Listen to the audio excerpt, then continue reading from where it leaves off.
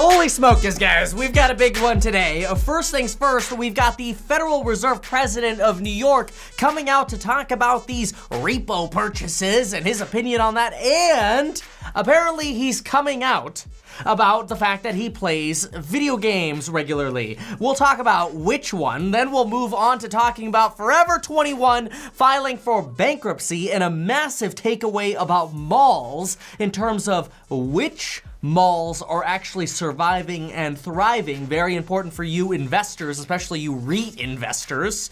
Then we're going to talk about Apple and the Apple iPhone and a really unexpected impact. Let's get right into it because this is the Meet Kevin Report, where I report news that makes you money. Oh my gosh, I must have spit on the lens.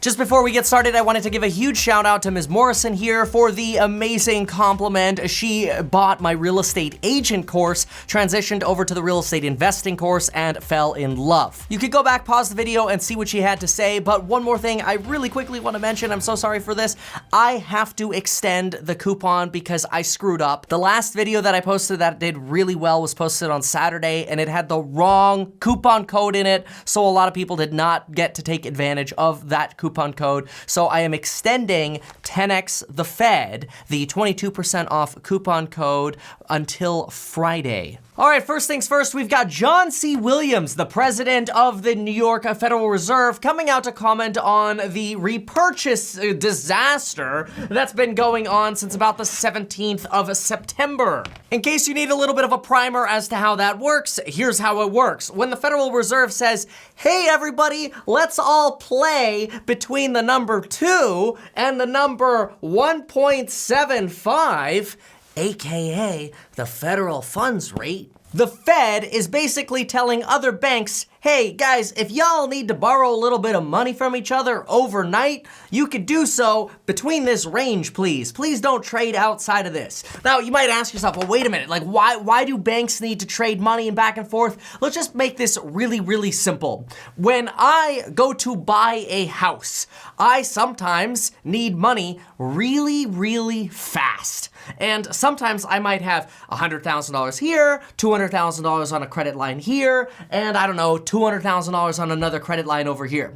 Well, if I need $200K and I've only got $100K in my checking account and it's gonna take me 2 or 3 days to get money from one of these credit lines, even though I have access to the liquidity, I really need to borrow another 100 grand just for a day or two to let me buy this place and then pay that loan off. Now, usually that doesn't happen to people, but it happens to banks all the frickin' time. So basically, long story short, if Chase needs $1 billion tonight, and they don't have that $1 billion tonight, they might hit up Wells Fargo and say, yo, Wells Fargo, hey, how about we give you this pile of junk? We'll just go ahead and label it, oh, I don't know, CDOs or something fancy and an acronym or whatever. But don't worry, it's triple rated, everything's gonna be okay. How about we give you this and you give us $1 billion just for tonight and we'll pay you, say, 2% interest.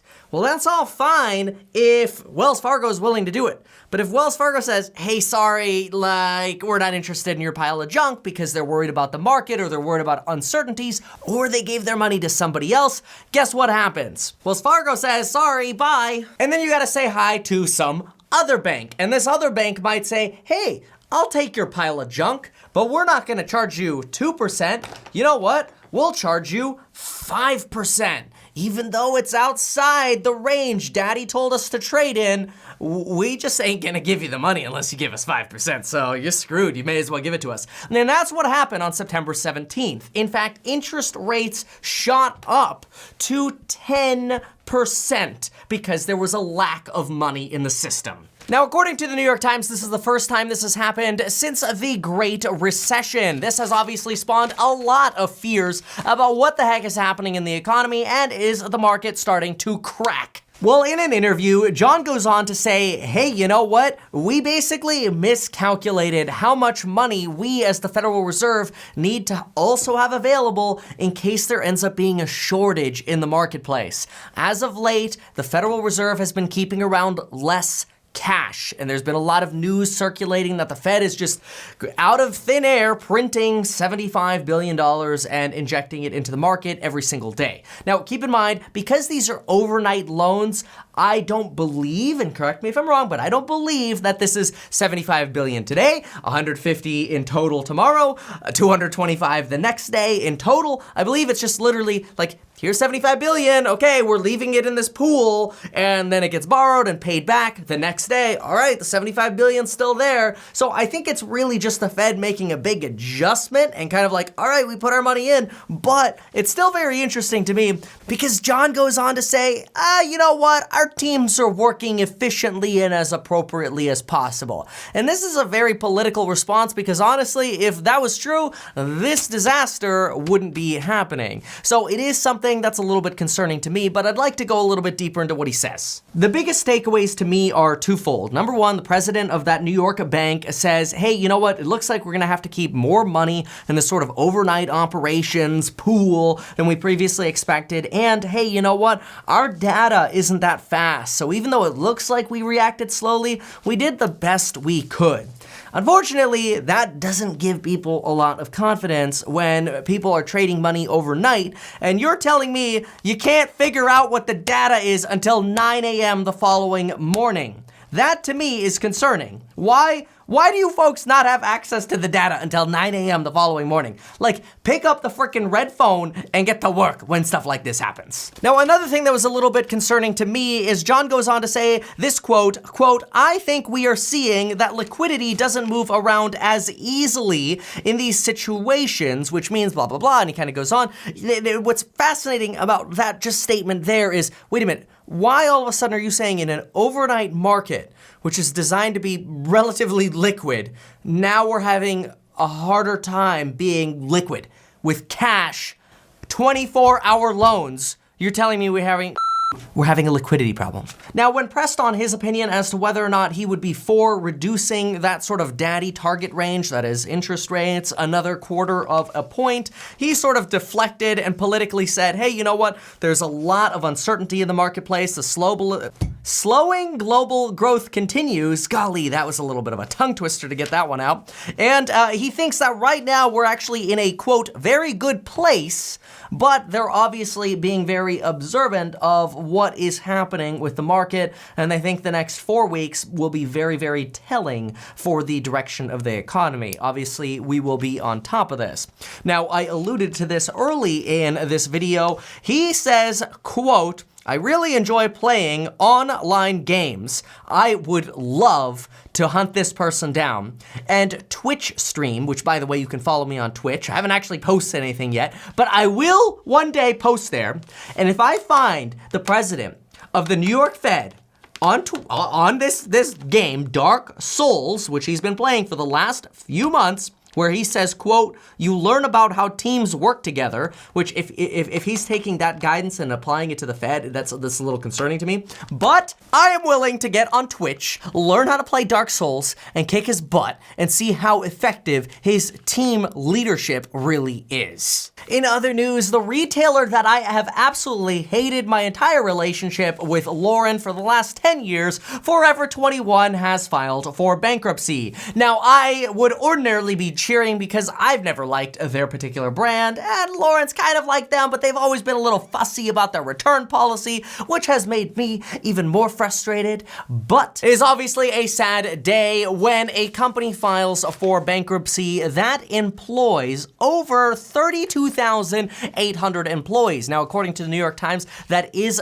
down about 10,000 employees over just the last 3 years. But the good news is they might be down, but they're saying they're not out. Just so you know, they filed what's known as a Chapter 11 bankruptcy, which is actually a reorganization, which means they're trying to get their act back together and simplify their processes, whatever else, and so on. However, there are a couple really, really fascinating things that came out of this, and they're lessons that could apply to anyone. First things first, one of the big reasons they cite for their failure is expanding too aggressively, just at the same time as technology started to upend their business. This is again according to the New York Times here. They do say that currently only 16% of their sales come from online, but in the meantime, guess what they've been doing for the last decade? They have been trying to 10x. In fact, they state, quote, "We went from 7 countries to 47 countries within less than a 6-year time frame,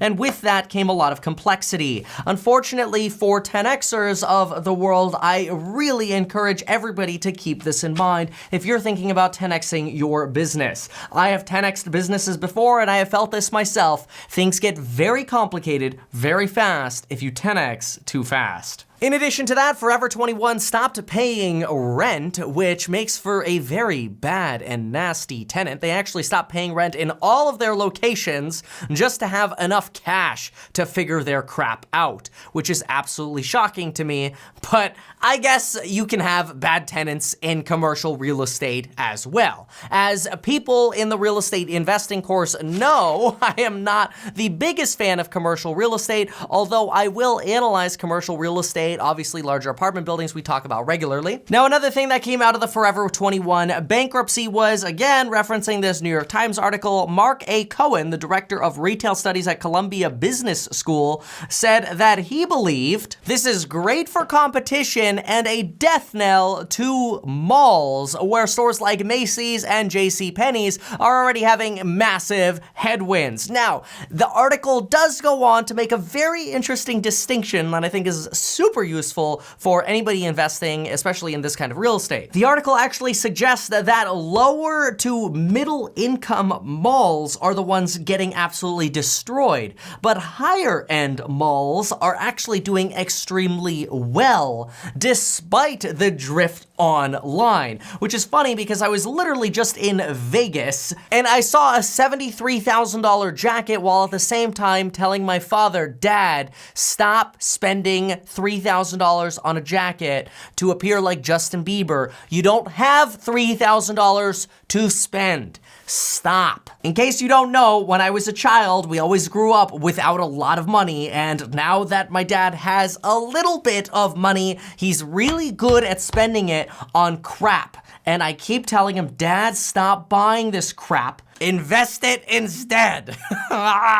Moving on to Apple. Apple stock is up about 0.44% in pre-market hours. Yesterday it was up 2.35%, closing at just under $224. The stock, by the way, is up almost 40% year to date. It is one of my stock holdings as well, full disclosure. But a lot of the recent hubbub around the Apple stock comes from a lot of different analysts, including analysts over at JP Morgan Chase, at least according to Barronzo.com, are adjusting their target price for the Apple stock upwards. The news of Apple's pricing regarding their streaming and video game services have broken a lot of headlines, and now we're seeing a lot of analysts saying and having quotes like these where they say Apple's decision to offer the streaming TV service at $4.99 is a, quote, showstopper and, a, quote, a major shot at companies like Netflix and Disney. This is again according to this Barron's article that we have up here, and folks,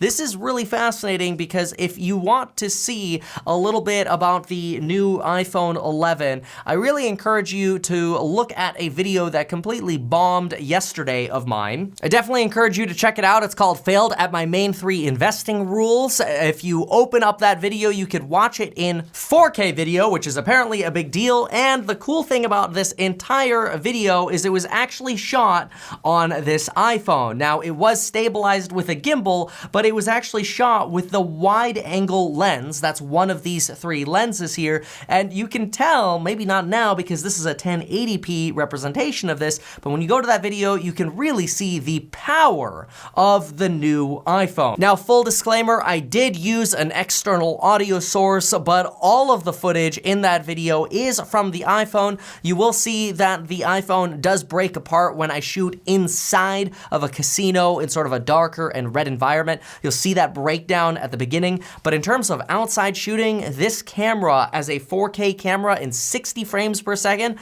is a complete game changer. Now, I'm not exactly sure how much the camera is responsible for people being excited about Apple now, but I can tell you it is one of the reasons I am excited for it, because mostly I'm not that interested in streaming. In fact, I just make videos instead. And that's why you should follow me on Instagram and subscribe to this channel, because if you like news that makes you money and information on how to learn how to invest in real estate and stocks, this is the channel to follow. Thanks so much and have a great day.